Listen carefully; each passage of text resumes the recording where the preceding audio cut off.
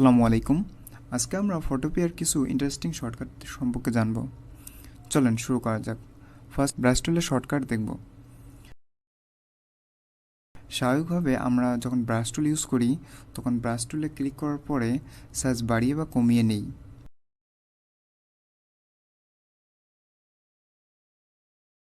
কিন্তু এই কাজটা আমরা সহজেই থার্ড ব্র্যাকেট ইউজ করে করতে পারি।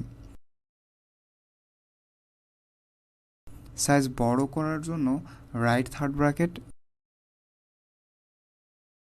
এবং সাইজ ছোট করার জন্য লেফট থার্ড ব্র্যাকেট ইউজ করতে পারি।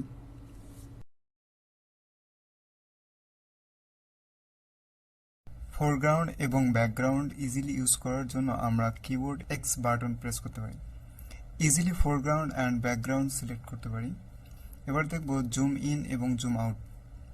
জুম ইন বা লেয়ারকে বড় করার জন্য আমরা কিবোর্ডের কন্ট্রোল প্লাস একসাথে প্রেস করব এবং জুম আউট করার জন্য কন্ট্রোল মাইনাস প্রেস করে ইচ্ছা মতো ছোট করে নিতে পারবো। আর যদি আমরা চাই যে ফিট স্ক্রিন ইউজ করতে, তাহলে কন্ট্রোল ও একসাথে প্রেস করব।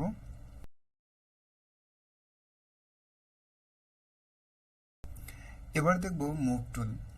এটা খুবই ইজি, জাস্ট প্রেস করতে হবে ভি।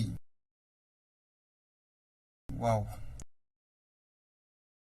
আমরা যদি মার্জ করতে চাই অর্থাৎ একসাথে দেখাতে চাই তাহলে কন্ট্রোল প্লাস ই প্রেস করব।